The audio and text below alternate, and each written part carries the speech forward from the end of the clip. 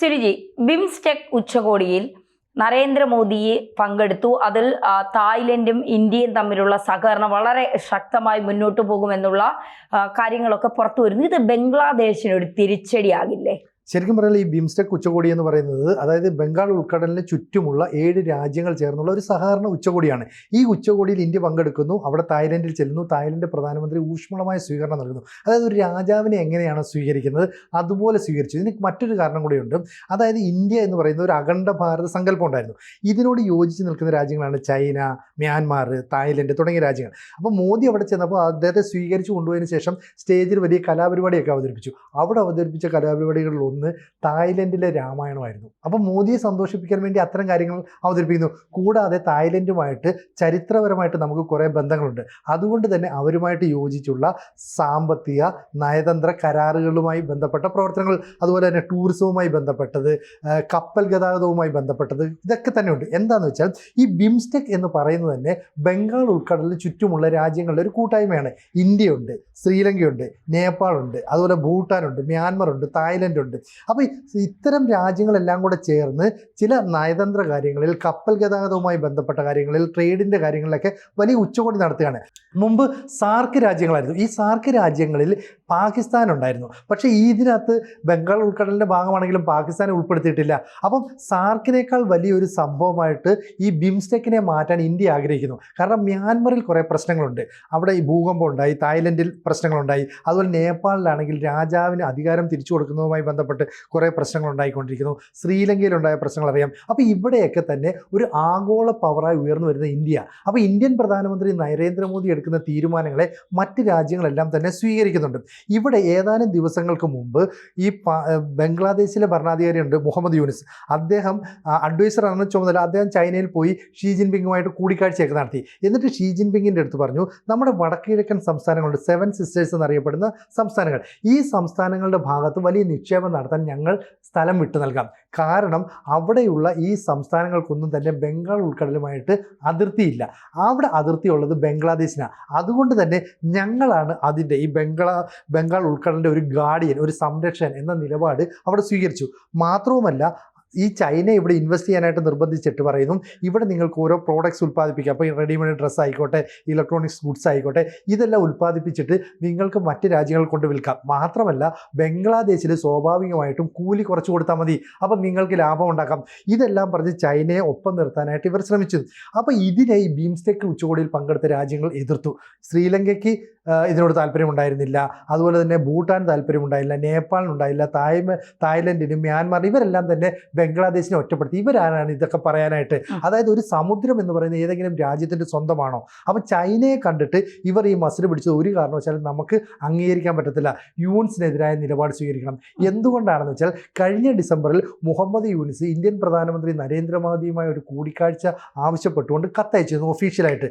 പക്ഷേ നമ്മൾ അതിനോട് പ്രതികരിച്ചില്ല. അപ്പോൾ പറഞ്ഞു, ബിംസ്റ്റെക് ഉച്ചകോടിയിൽ പങ്കെടുക്കാൻ തായ്ലൻഡിൽ വരുന്നു, അവിടെ വെച്ച് മുഹമ്മദ് യൂനിസുമായി കൂടിക്കാഴ്ച നടത്താം. നമ്മുടെ എസ് ജയശങ്കർ വിദേശകാര്യമന്ത്രിയുണ്ട്, അതുപോലെ തന്നെ നമ്മുടെ റോയുടെ ചുമതലയുള്ള ആൾക്കാർ, അതുപോലെ തന്നെ ഡിഫൻസിൻ്റെ ചുമതലയുള്ള ആൾക്കാർ, ഇവരൊന്നും തന്നെ ഇതിനോട് യോജിച്ചില്ല. അതുകൊണ്ട് തന്നെ ഇന്ത്യൻ പ്രധാനമന്ത്രി നരേന്ദ്രമോദി ഇവിടെ കൂടിക്കാഴ്ചയ്ക്ക് തയ്യാറാകുന്നില്ല. അജിത് ഡോവലും മോദിക്കൊപ്പം ഉണ്ട്. അപ്പോൾ ഇവിടെയൊക്കെ തന്നെ ബംഗ്ലാദേശിനെ ഒരു തള്ളിക്കളയുന്ന നിലപാട് ഇന്ത്യ സ്വീകരിച്ചു. കാരണം ഞങ്ങളാണ് ബംഗാൾ ഉൾക്കടലിൻ്റെ അധിപൻ എന്ന നിലയിൽ ഒരു അധികാരം കൈയാളാനായിട്ട് അവർ ശ്രമിച്ചു. അപ്പോൾ ഇന്ത്യ എന്ന് പറയുന്നത് ലോകത്തിലെ തന്നെ ഏറ്റവും അധികം ഉയർന്നു വരുന്ന ഒരു ആഗോള ശക്തിയായിട്ട് മാറുകയാണ്. സൈനിക മേഖലയിലായിക്കോട്ടെ, സാമ്പത്തിക രംഗത്തായിക്കോട്ടെ ഇന്ത്യ ഒരു വലിയ ശക്തിയാണ്. ഇത് ബിംസ്റ്റെക്കിലെ മറ്റ് രാജ്യങ്ങളെല്ലാം അംഗീകരിക്കുന്നുണ്ട്. ശ്രീലങ്കയ്ക്കും മ്യാൻമറിനും നേപ്പാളിനും ഭൂട്ടാനും ബംഗ്ലാദേശിനും എല്ലാം തന്നെ അംഗീകരിക്കേണ്ട ഒരു രാജ്യമായി ഇന്ത്യ മാറുകയും ചൈനയുടെ പ്രധാനമന്ത്രി അല്ലെ ചൈനയുടെ പ്രസിഡന്റും ഒക്കെ തന്നെ ഇന്ത്യൻ നിലപാടുകളോട് യോജിക്കുകയും ചെയ്തതോടുകൂടി ഈ ബംഗ്ലാദേശ് ഏതാണ്ട് ഒറ്റപ്പെട്ട അവസ്ഥയിലേക്ക് നിൽക്കുന്നു. അപ്പം മ്യാൻമാറുമായിട്ട് ആദ്യത്തെ ദിവസം തന്നെ കുറേ ഉടമ്പടികളിലൊക്കെ ഒപ്പുവെക്കുന്നു. അതിനുശേഷം ഈ ഇന്ത്യയുടെ ഭാഗത്ത് ഇപ്പോൾ ഉണ്ടാകുന്ന ഒരു പ്രഷർ എന്ന് പറയുന്നത്, ഇന്ത്യ ബംഗ്ലാദേശിൻ്റെ കയ്യിലിരിക്കുന്ന ചിറ്റഗോങ് പിടിച്ചെടുക്കണം. ഈ ചിറ്റഗോങ് പിടിച്ചെടുത്തു കഴിഞ്ഞാൽ ബംഗ്ലാദേശിൻ്റെ ഏതാണ്ട് തല നഷ്ടപ്പെടുന്ന അവസ്ഥയാണ്. അതിനുള്ള കപ്പാസിറ്റി നമുക്കുണ്ട്. അപ്പം നമ്മൾ അത്തരം ഒരു നിലപാട് സ്വീകരിക്കുകയാണെങ്കിൽ ഒരു ലോങ് ടേം പ്രൊസീജിയർ പ്രൊസീജിയറിലൂടെ വേണം. ഇപ്പം നമുക്കറിയാലോ, ബംഗ്ലാദേശിലെ ഭരണകൂടത്തെ അമേരിക്ക അട്ടിമറിച്ചു. അതെങ്ങനെയാണ്? കഴിഞ്ഞ കുറേ കാലമായി ഷെയ്ഖ് ഹസീനയുടെ ഭരണകൂടം ഇന്ത്യയോട് യോജിച്ച് നിൽക്കുന്നതുകൊണ്ടാണ് അമേരിക്ക അവിടെ ചില പദ്ധതികൾ ആസൂത്രണം ചെയ്യുകയും ഷെയ്ഖ് ഹസീനയെ അട്ടിമറിക്കുകയും ചെയ്തത്. എന്ന് പറയുന്നതോടെ ഒരു ലോങ് ടേം പ്രൊസീജിയറുമായിട്ട് ഇന്ത്യ മുന്നേറിയാൽ ഈ ചിറ്റകോങ് നമ്മുടെ കയ്യിലിരിക്കും. അപ്പോൾ ഒരു റീജിയണൽ പവറായി മാറുന്ന ഇന്ത്യയാണ് ബിംസ്റ്റെക്കിലെ ഒരു പരമാധികാരി എന്ന് നമുക്ക് ഉറപ്പിച്ചു പറയാം. മാത്രവുമല്ല, ഈ ബിംസ്റ്റെക്കിൻ്റെ ഉച്ചകോടിയുമായി ബന്ധപ്പെട്ട് ചില കരാറുകളിൽ നമ്മൾ ഒപ്പിടാൻ പോകുമ്പോൾ ഈ തുറമുഖങ്ങൾ പരസ്പരം ഉപയോഗിക്കാനുള്ള ഒരു കരാറ്, ട്രേഡ് നടത്താനുള്ള ഒരു കരാറ്, പരസ്പരം ഈ തുറമുഖങ്ങളില്ലാത്ത നേപ്പാൾ, ഭൂട്ടാൻ എന്നീ രാജ്യങ്ങളുണ്ട്. ഇവർ ഇന്ത്യയുമായി സഹകരിച്ച് ഇന്ത്യയുടെ സഹായത്തോടു കൂടിയാണ് ട്രേഡ് നടത്തുന്നത്. അവിടെയെല്ലാം തന്നെ ഈ ബിംസ്റ്റെക് ഉച്ചകോടിയിലൂടെ പല കരാറുകളിൽ ഒപ്പുവെക്കുകയും ഇന്ത്യയുടെ ഒരു മേധാവിത്വം അവർ അംഗീകരിക്കുകയും ചെയ്യും. ഇതിനെയാണ് മുഹമ്മദ് യൂനുസ് ചോദ്യം ചെയ്യാനായിട്ട് ശ്രമിച്ചത്. അപ്പോൾ സാർക്കിലെ പോലെ പഴയ പോലെ പാകിസ്ഥാനും ബംഗ്ലാദേശും ഒക്കെ ഒന്ന് ചേർന്ന് അതിനെ ഒന്ന് പുതിയതായിട്ട് പുനർജീവിപ്പിക്കാനൊക്കെ അവർ ശ്രമം നടത്തി. പക്ഷേ ബിംസ്റ്റെക്ക് മതി, ഇനി നമുക്ക് മറ്റേത് വേണ്ട എന്ന് ഇന്ത്യ നിലപാടെടുത്തപ്പോൾ മറ്റു രാജ്യങ്ങളെല്ലാം കൂടെ നിന്നു. അതുകൊണ്ടാണ് ഇന്ത്യൻ കൾച്ചറുള്ള ഈ തായ്ലൻഡ്, മ്യാൻമർ, ചൈന ഉൾപ്പെടെയുള്ള രാജ്യങ്ങൾ ഇപ്പോൾ ഇന്ത്യയുമായിട്ട് കൂടുതൽ സഹകരിക്കുന്നത്. ഇത് യൂനുസിന് വലിയ തിരിച്ചടിയാണ്. അതുകൊണ്ട് തന്നെ ബംഗാൾ ഉൾക്കടലിൻ്റെ ഒരു ഗാർഡിയനാണ് ഞങ്ങളെന്നുള്ള ഒരു അധികാരം ഈ ബംഗ്ലാദേശ് സർക്കാർ അല്ലെങ്കിൽ മുഹമ്മദ് യൂനുസ് മുന്നോട്ട് വെച്ചപ്പോൾ അതിനെ നമ്മൾ എതിർത്തത്. കാരണം ഈ ബംഗാൾ ഉൾക്കടലിൻ്റെ ഏറിയ പങ്കും കൈയാളുന്നത് നമ്മളാണ്. അപ്പം നമുക്ക് സൈനികപരമായിട്ട്, നാവികപരമായിട്ടൊക്കെ വലിയ ശക്തിയുണ്ട്. ഇത് മുന്നിൽ കാണാതെയാണ് ബംഗ്ലാദേശ് അനാവശ്യമായിട്ട് പറയുന്നത്. അപ്പോൾ ഇന്ത്യയുടെ അതിർത്തിയിൽ വലിയൊരു ഭാഗവും ഈ പറയുന്ന ബംഗാൾ ഉൾക്കടലുമായിട്ട് നമ്മൾ പങ്കുവെക്കുന്നുണ്ട്.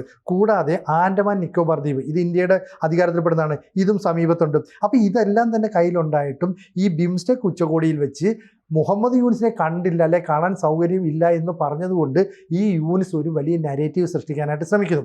അതുകൊണ്ട് തന്നെ നമ്മളുടെ പ്ലാൻ എന്ന് പറയുന്നത് 2 ദിവസം തായ്ലൻഡിൽ ചിലവഴിച്ചതിന് ശേഷം അടുത്ത ദിവസം നമ്മൾ, അതായത് ഇന്ത്യൻ പ്രധാനമന്ത്രി ശ്രീലങ്കയിലേക്ക് പോകും. അവിടെ കൊളംബോ സന്ദർശിക്കും. അതുപോലെ അനുരാധപുരം എന്ന് പറയുന്ന ഒരു പ്രദേശമുണ്ട്, ആ മേഖല സന്ദർശിക്കും.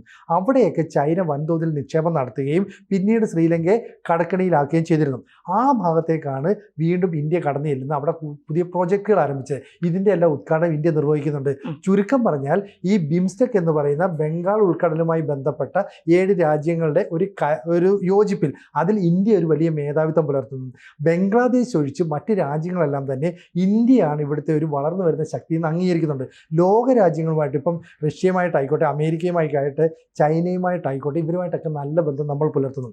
അപ്പോൾ ഈ സിലിഗുരി എന്ന് പറയുന്ന കോറിഡോറിലൂടെ 22 കിലോമീറ്ററാണ് അതിൻ്റെ വീതി. അവിടെ ചൈനയെ കൊണ്ടുവന്നിട്ട് ഇന്ത്യയെ വെല്ലുവിളിക്കാനായിരുന്നു യൂനുസിൻ്റെ ലക്ഷ്യം. പക്ഷേ ചൈന കൃത്യമായിട്ട് പറഞ്ഞു, ഇന്ത്യയുമായിട്ട് യാതൊരുവിധ തർക്കത്തിനും ഞങ്ങളില്ല.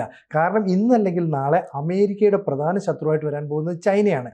അങ്ങനെയുള്ള ചൈനയ്ക്ക് തൊട്ടടുത്ത രാജ്യമായ ഇന്ത്യയുമായിട്ട് നല്ല ബന്ധം വെച്ച് പുലർത്തേണ്ടത് വളരെ അത്യാവശ്യമാണ്. കാരണം നരേന്ദ്രമോദിയും ഡൊണാൾഡ് ട്രംപും തമ്മിൽ ഓൾറെഡി നല്ല ബന്ധമാണ്. പക്ഷേ ഷീ ജിൻപിങ്ങും ട്രംപും തമ്മിൽ നല്ല ബന്ധത്തിലല്ല. അത് തർക്കത്തിലേക്കും പ്രശ്നങ്ങളിലേക്കും വളരുമ്പോൾ ഒരുപക്ഷെ മീഡിയേറ്ററായിട്ട് അവതരിപ്പിക്കേണ്ടത് ഇന്ത്യയാണ്. അതുകൊണ്ട് ഈ ബിംസ്റ്റെക് ഉച്ചകോടിയൊക്കെ വെച്ചുകൊണ്ട് മറ്റ് രാജ്യങ്ങൾ എങ്ങനെയാണോ നമ്മളോട് സഹകരിക്കുന്നത്, മറ്റ് രാജ്യങ്ങൾ എങ്ങനെയാണോ നമ്മുടെ മേധാവിത്വത്തെ അംഗീകരിക്കുന്നത്, ഇത് ചൈനയും അമേരിക്കയും ഉൾപ്പെടെയുള്ള രാജ്യങ്ങൾ കൃത്യമായി നിരീക്ഷിക്കുന്നുണ്ട്. കാരണം ഈ സമുദ്രത്തിൻ്റെ രാജാവാരാണോ അല്ലെ സമുദ്രത്തിൽ മേധാവിത്വം സ്ഥാപിക്കുന്നത് ഏത് രാജ്യമാണോ അവർക്കായിരിക്കും എല്ലായ്പ്പോഴും ട്രേഡിലടക്കം മുൻഗണന ലഭിക്കുന്നത്. അത് ഇന്ത്യക്കുണ്ട്. ഇന്ത്യൻ മഹാസമുദ്രത്തിൽ നമ്മൾ വലിയൊരു ശക്തിയാണ്. അവിടെ ആകെ ഉണ്ടായിരുന്ന ഒരു ഭീഷണി ചൈനയാണ്. അവിടേക്ക് നമ്മൾ കടന്നു കയറിയിട്ടുണ്ട്. ഇവിടെ ബംഗാൾ ഉൾക്കടലിൽ ചൈനയുടെ പിന്തുണയോടുകൂടി വലിയ ശക്തിയായി മാറാൻ കഴിയുമെന്ന് ബംഗ്ലാദേശ് പ്രതീക്ഷിച്ചു. പക്ഷേ മുഹമ്മദ് യൂനുസിന് തലക്കടി കിട്ടുന്ന പോലെ ചില നിലപാട് സ്വീകരിക്കുകയാണ്. മാത്രവുമല്ല, ട്രേഡുമായി ബന്ധപ്പെട്ട കാര്യങ്ങളിൽ ഇനി ഇന്ത്യ എന്ത് തീരുമാനമെടുക്കുന്നോ അത് ഭൂട്ടാനും നേപ്പാളും ശ്രീലങ്കയും മ്യാൻമറും തായ്ലൻഡും ഉൾപ്പെടെയുള്ള രാജ്യങ്ങളെല്ലാം തന്നെ അംഗീകരിക്കുമെന്ന് പറഞ്ഞിട്ടുണ്ട്. അപ്പോൾ ഇതിനെ പാകിസ്ഥാൻ എന്ന് പറയുന്ന രാജ്യത്തെ ഒഴിവാക്കിക്കൊണ്ടാണ് ഈ ബിംസ്റ്റെക് കൂട്ടായ്മ നടക്കുന്നത്.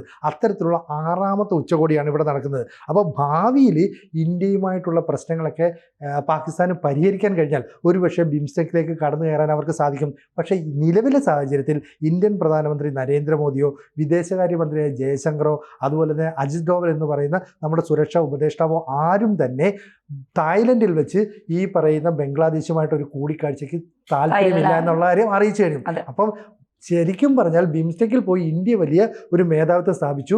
മുഹമ്മദ് യൂനുസിന് പുറം തിരിഞ്ഞ് നിൽക്കുന്ന മുഹമ്മദ് യൂസഫിനെ അടിച്ചു പുറത്താക്കി എന്ന് പറയാം.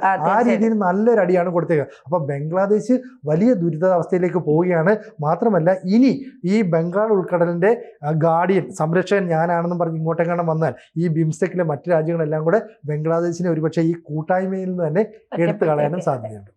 കൂടുതൽ വാർത്തകളും വിശേഷങ്ങളും നിങ്ങളിലേക്ക് എത്താൻ ABC മലയാളം സബ്സ്ക്രൈബ് ചെയ്യുക, ബെൽ ബട്ടണും അമർത്തുക.